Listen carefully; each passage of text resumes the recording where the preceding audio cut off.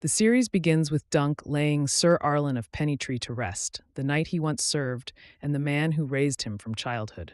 Standing alone in the rain, Dunk delivers a simple, heartfelt farewell that reflects his decency and strong moral compass, even if his words lack polish. His grief is clear, yet he also takes stock of what Arlen has left him behind: 3 horses, a sword, and the bare beginnings of independence.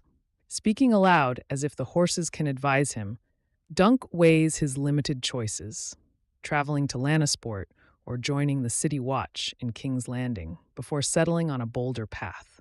He decides to ride for the tourney at Ashford Meadow, hoping to win honor and make a name for himself as a knight. Along the road, Dunk stops at an inn and leaves his horses with a cheeky stable boy. While eating, he draws the attention of a drunken man who claims to have dreamed of Dunk and warns him to stay away. Taking the innkeeper's counsel, Dunk ignores the strange encounter. Outside, however, he discovers the stable boy sitting proudly atop one of his horses and wearing his helmet. The boy, later known as Egg, proves fearless and sharp-tongued, mocking Dunk for not looking particularly knightly. When Egg asks to become his squire, Dunk flatly refuses and rides on alone.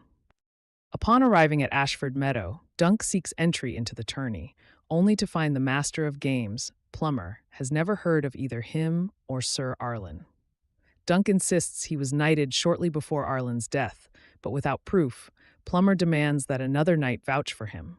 Dunk takes heart when he recognizes the banners of House Dondarrion, recalling that he and Arlen once fought alongside them in Dorne. Still, entry into the lists is only part of the problem. Dunk lacks the coin to reclaim his horse and armor if he loses, forcing him to gamble everything on winning his first match. Determined, he sets out to find Sir Manfred Dondarrion, only to be told he must return later. As the camp fills with more arrivals, Dunk wanders among seasoned knights practicing for the joust, growing increasingly aware of his own inexperience. Sir Stephen Fossaway tries to provoke Dunk into a sparring match, complaining that his cousin and squire, Raymond, offers little challenge. Caught between the quarreling relatives, Dunk declines the fight, irritating Sir Stephen. He makes camp in the nearby woods and later attempts again to see Sir Manfred, only to be dismissed once more. Speaking with several women outside the tent, Dunk explains his situation.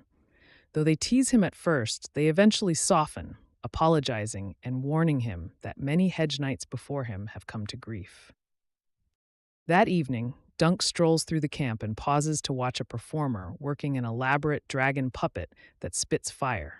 His attention shifts from the spectacle to the performer herself before he encounters Raymond again. Raymond offers a sincere apology for his cousin's behavior and invites Dunk to join the feast at Lionel Baratheon's tent. Known as the Laughing Storm, Lionel presides over a lively gathering and quickly notices Dunk's towering height. When Lionel asks what gift Dunk has brought to earn his favor, Dunk's honest admission that he only came for food briefly causes tension before turning the mood to laughter. Amused by Dunk's bluntness, Lionel warms to him, later regaling him with drunken tales as Dunk privately worries about his uncertain future in the tourney. Dunk finally spots Sir Manfred at the feast and seizes the chance to speak with him. To Dunk's dismay, Sir Manfred neither remembers Sir Arlen nor recalls Dunk, despite Arlen having been wounded in Dondarrion service. Returning to his campsite, Dunk is surprised to find the stable boy waiting for him. Egg explains that he followed Dunk by riding in a lamb cart and finally gives his name. In their conversation, Dunk at last claims his own identity, calling himself Sir Duncan the Tall. Though Egg continues to show flashes of arrogance, mocking Dunk for lacking a proper pavilion, their bond begins to form. Dunk agrees to take Egg on as his squire for the length of the tourney, with the possibility of something more if fortune favors them. With Dunk still barred from officially entering the tourney, he spends the day searching for someone willing to vouch for him. He approaches various lords, recounting his years of service to Sir Arlen of Pennytree and stressing the old knight's decency, patience, and quiet humor rather than any great victories. His efforts come to nothing, as no one seems to remember Arlen at all. The repeated rejection weighs heavily on Dunk, but Egg refuses to leave his side, listening each time Dunk retells the story of Arlen's death and offering steady companionship despite how recently they met. Egg even proposes that Dunk should simply enter the lists without permission, but Dunk hesitates. Leaving Egg behind at their camp, Dunk heads to the stables to watch Prince Baelor and Prince Maekar Targaryen arrive. There, he crosses paths with Prince Aerion, whose arrogance leads him to mistake Dunk for a servant and hurl insults his way. The situation turns tense when Aerion's horse lashes out and injures a man, but Dunk steps in and calms the animal. Afterward, two Kingsguard knights, Sir Roland of Crakehall and Sir Donal of Duskendale, introduce themselves. Donal's background catches Dunk's attention when he admits he was born to a crabber rather than nobility, reinforcing the idea that knighthood is not exclusively reserved for the highborn. Dunk follows a servant into the castle and soon learns that two of Prince Maekar's sons are missing. While lingering outside a chamber, he overhears the princes discussing Daeron before Maekar notices him and accuses him of eavesdropping. With no easy way out, Dunk is brought inside, where he once again speaks with Plummer and explains that he cannot find anyone to stand for him. Unexpectedly, Prince Baelor recognizes Sir Arlan's name. Though Dunk nervously corrects Baelor's embellished memory of a past joust, the prince responds with warmth and respect. In the end, Baelor agrees to vouch for Dunk, securing his place in the tourney, while reminding him that he will need a personal sigil to compete.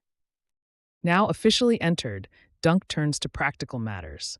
He brings Egg to the puppet show he admired earlier, where they watch the tale of Florian the Fool before Dunk introduces himself to the puppeteer, Tansel. He asks her to paint a sigil for his shield, knowing only that he wants the colors of a sunset. Egg eagerly suggests an elm tree, and Dunk adds a shooting star, giving the knight his first true emblem. The moment falters when Dunk awkwardly attempts to flirt with Tansel and fails completely, underscoring his discomfort with emotional exchanges. He fares no better when Egg confides his insecurity about being small for his age.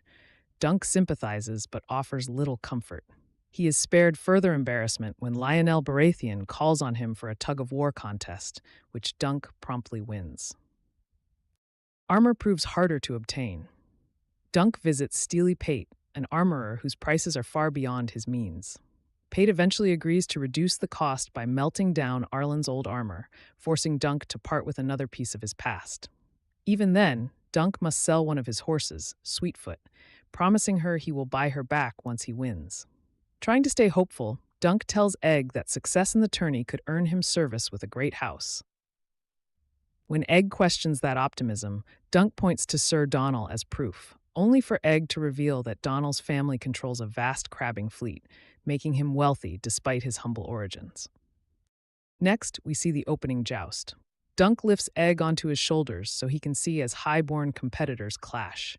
Prince Valar Targaryen, Lionel Baratheon, and even a Tully Knight who earns cheers by biting off a fish's head. Lances shatter, riders fall, and the violence of the sport becomes clear. Egg watches squires far larger than himself rush to aid their knights, while Dunk feels a surge of anxiety at the caliber of his opponents. Brief but intense, the joust delivers spectacle and tension, grounding the excitement of the tournament in the fears and ambitions of its two central characters. Next morning, Egg wakes before Sir Duncan. Determined to become a more useful squire, the boy sneaks off to train with Dunk's warhorse, Thunder. He practices imaginary jousting runs, calling out commands and pretending to assist his knight in the lists. His playful enthusiasm shows how seriously he's starting to take his role. During the exercise, Egg encounters an older knight, Sir Robin Riesling, who initially suspects the boy of stealing the horse. Egg quickly talks his way out of trouble, and the two share a brief exchange. When Robin admits he's never heard of Sir Duncan, Egg immediately jumps to his knight's defense. Back at camp, Dunk is irritated that Egg disappeared with the horse without permission. However, his frustration fades quickly, and he instead puts Egg to work learning practical squire duties, like sewing and basic camp tasks. The two then head into the bustling Ashford tourney grounds in search of a proper breakfast. What follows is a stretch of lighter character moments. Dunk awkwardly embarrasses himself around Tansel, while Egg teases him mercilessly. Their easy banter and shared meal highlight the warm, almost brotherly bond forming between them. One standout moment comes when Egg sings a crude song that secretly recounts the history of the Blackfire Rebellion, blending humor with quiet world building. The tone begins to shift during a quiet hillside conversation. Egg wistfully remarks how pleasant it would be to remain somewhere like Ashford. Dunk doesn't grasp the deeper meaning behind the comment, but the line hints at Egg's complicated feelings about the life he's left behind. Their talk is interrupted by Plummer, the master of the games, who pulls Dunk aside with a questionable proposal. Rather than risk the unpredictable jousts, Plummer suggests Dunk challenge Lord Ashford's son in a fixed fight. With the match thrown in Dunk's favor, Plummer and Lord Ashford could profit heavily from betting on the unlikely victor. Dunk doesn't give an answer, but his discomfort is obvious. The idea clearly conflicts with his sense of honor. Before the matter can develop further, horns signal the next tilt. Dunk and Egg join the crowd just in time to watch Prince Aerion Targaryen take the field. With Prince Maekar absent, Aerion wastes no time showing his cruelty. Facing Sir Humphrey Harding, Aerion deliberately drives his lance into the knight's horse instead of his opponent. The result is horrific.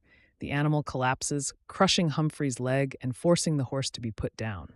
Shock ripples through the crowd, quickly turning to anger. Spectators begin hurling stones and trying to storm the field, a striking sign that the Targaryens' once unquestioned authority is weakening. The incident ends the day's jousting. As Dunk and Egg leave, Egg expresses certainty that Aerion acted deliberately. Dunk struggles to believe a prince would behave so dishonorably, revealing his lingering naivety about the nobility. Egg, by contrast, shows a far clearer understanding of royal cruelty. They later find themselves at a lively gathering where Lionel Baratheon and Manfred Dondarrion perform a bawdy song. Beneath the humor, Egg and Dunk slip into a surprisingly thoughtful conversation about honor, reputation, and the kind of men they hope to be. The mood darkens further when the pair encounter a fortune teller. She delivers a chilling prophecy directly to Egg. He will one day be king, die in fire, and be mourned by none. Dunk laughs it off as nonsense, but Egg is visibly shaken as they move on. Soon after, the two split up. Dunk joins Raymond Fossaway for drinks, where the young noble openly criticizes the Targaryens and hints at growing resentment toward the Dragonlords. Dunk, uncomfortable and out of his depth, largely avoids engaging. Meanwhile, Egg attends another of Tancel's puppet shows. Her performance, depicting a heroic knight slaying a dragon, captivates the crowd. But the moment turns dangerous when Aerion arrives and takes offense at seeing a dragon symbolically killed. Egg rushes to fetch Dunk. They return just as Aerion viciously breaks Tancel's finger.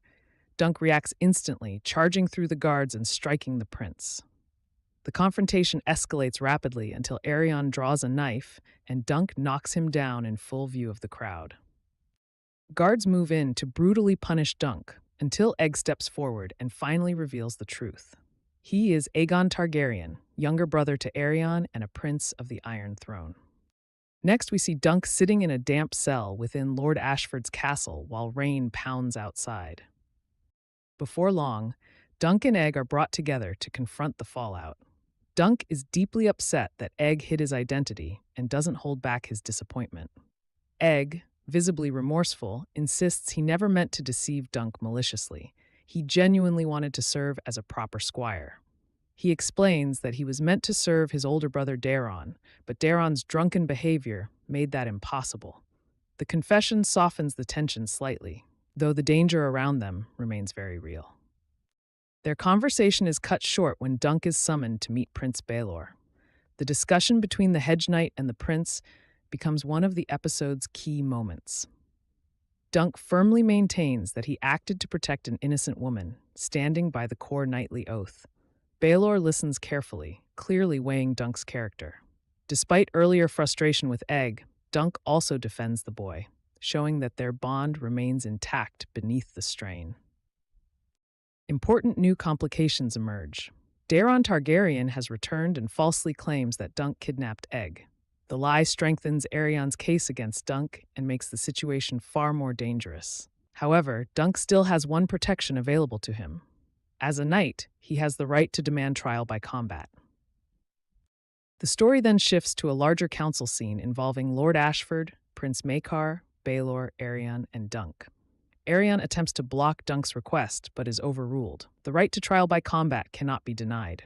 Instead, Arion escalates matters by invoking an ancient and rarely used custom, the trial of seven. Under this brutal tradition, 7 champions fight on each side to determine guilt or innocence.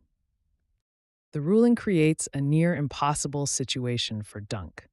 If he cannot find 6 knights willing to stand with him, he will automatically lose and be condemned. After leaving the hall, Dunk wanders in shock until Raymond Fossaway finds him and offers food and shelter. Raymond tries to lighten the mood but is honest about Dunk's grim prospects. Then comes an unexpected glimmer of hope. Raymond's cousin, Stefan Fossaway, volunteers to fight for Dunk and claims he can recruit powerful allies like Lionel Baratheon and Daemon Lannister. Dunk is deeply moved, and even more so when Egg arrives, determined to remain his squire despite everything. Their reunion shows how strong their loyalty has become. However, Egg brings someone else, Daeron himself. Dunk quickly realizes this is the drunken man who threatened him earlier in the season. Tempers flare, but Egg intervenes. Daeron proves more pathetic than dangerous, admitting he has no desire to fight and will likely yield quickly in the trial. He also reveals the strength of Arion's side, which includes Prince Maekar and multiple Kingsguard knights. In a private moment, Daeron shares a prophetic dream in which a mighty dragon falls on Dunk, and the dragon dies while Dunk survives. The vision unsettles him enough that he wants no real part in the coming battle. Later, Dunk walks through the rain, weighed down by everything ahead. His thoughts lead him back to Tansel's abandoned puppet tent. Inside the wreckage, Steely Pate the smith finds him and reveals that Tansel left Dunk's shield at the blacksmith's cart before departing for Dorne. The shield is beautifully made, bearing the elm tree and shooting star Dunk described earlier. Holding it seems to steady him. Reciting the shield rhyme, Dunk steels himself for what's coming. Dawn arrives abruptly. Dunk rides to the tourney field expecting the worst, but several knights are already waiting to stand beside him. Among them are the injured Sir Humphrey Harding, the one-eyed Sir Robin Riesling, Humphrey Beesbury, and Lionel Baratheon. At first, Dunk assumes Stefan Fossaway kept his word, but Lionel quickly reveals the truth. He came because Egg asked him to, not Stefan. Moments later, Stefan publicly betrays Dunk, announcing he will fight for Arion in exchange for a promised lordship. The betrayal sparks fury in Raymond, who immediately breaks with his cousin and vows to fight for Dunk instead. Lionel knights Raymond on the spot, creating one of the episode's most stirring moments. Even so, Dunk remains one knight short. Unless a 7th champion steps forward, he will lose by default. Refusing to give up, Dunk delivers a heartfelt plea to the gathered crowd, asking whether any true knights remain who will stand for justice. For a moment, it seems no one will answer. Then the gates open. Riding onto the field in full armor comes Prince Baelor Targaryen himself. Declaring that Dunk fought to defend the innocent, Baelor announces he will serve as Dunk's 7th champion. Prince Baelor gathers Dunk's champions and quietly reveals part of his strategy. Arion's side includes Kingsguard knights sworn to protect members of the royal family, including Baelor himself. That oath limits how freely they can fight if he places himself in harm's way. When Sir Robin questions whether the tactic is honorable, Baelor simply leaves the judgment to the gods. The charge begins with explosive force. The camera places us inside Dunk's helmet as the two teams collide, muffling the chaos and emphasizing the confusion of battle. Arion's lance strikes Dunk hard, and despite pulling it free, Dunk is quickly overwhelmed. A brutal blow from a morning star sends him crashing to the ground unconscious, and just minutes into the episode, the fight takes a shocking turn. Instead of immediately continuing the battle, the story pivots into an extended flashback exploring Dunk's childhood. We see a much younger Dunk scavenging a battlefield near King's Landing alongside his friend Rafe. The war has recently ended, and the countryside is still littered with the dead. The two scrape together whatever valuables they can find, hoping to earn enough coin to escape their harsh lives. Their luck runs out when they cross paths with other thieves. Rafe pushes her luck too far and is brutally killed, leaving Dunk moments from the same fate. At the last second, Sir Arlen of Pennytree intervenes, drunkenly cutting down the attackers. The encounter becomes the turning point of Dunk's life. Dunk later tracks the old hedge knight across the countryside.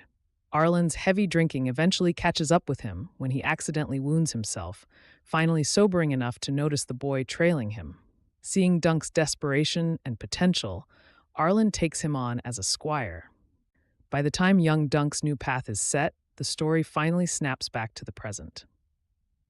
We return to the trial just as Aerion's morning star swings toward the fallen Dunk. The fight quickly narrows into the personal duel the season has been building toward. Their clash is savage and exhausting.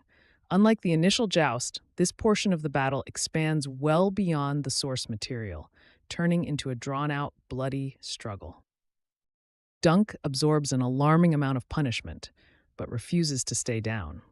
Egg watches in mounting panic as the herald prepares to call the bout.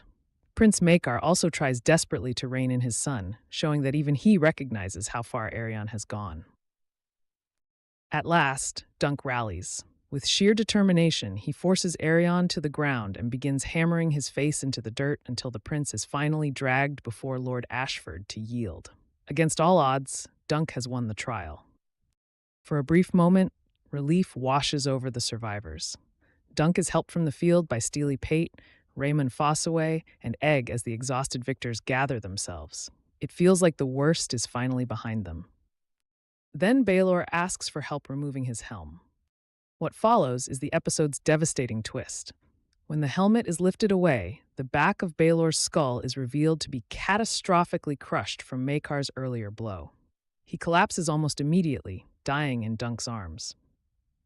Next, we see Dunk awakens beneath the elm tree where he had been recovering from his injuries. Lionel Baratheon visits him and quickly falls into his usual mix of humor and intensity. Lionel offers Dunk a place at Storm's End, recognizing that the Hedge Knight proved his worth during the trial. Dunk finally achieved what he set out to do at the tourney, distinguish himself enough to attract the service of a great lord. Yet despite this success, Dunk refuses the offer. His recent experience has made him wary of court politics and princely conflicts. Lionel accepts the refusal in his own dramatic way, joking that he will hate Dunk like a brother for turning him down. Their farewell is warm but definitive, marking Lionel's departure from the story. Baelor's funeral follows, attended by members of House Targaryen, including his grieving son Valar. Dunk speaks briefly with Valar, who struggles with the bitter reality that his father died in armor meant for him. The exchange is somber and restrained. Dunk has no comforting answers, and the weight of Baelor's sacrifice lingers heavily over the scene.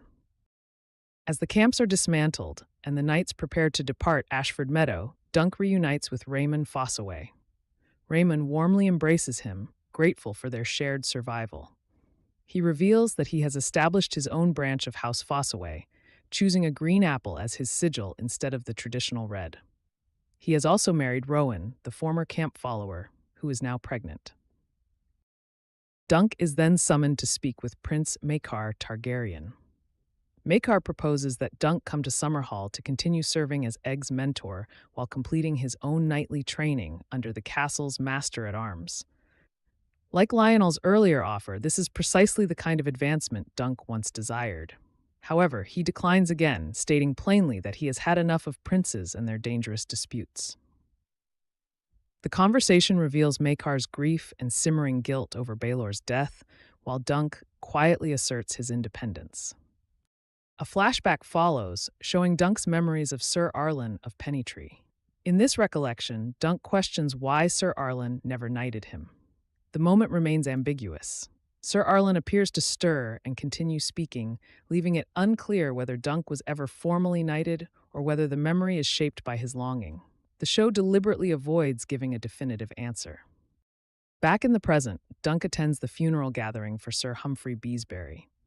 Raymond and Rowan share light banter before Prince Daeron approaches Dunk with a plea: take Egg away from court life.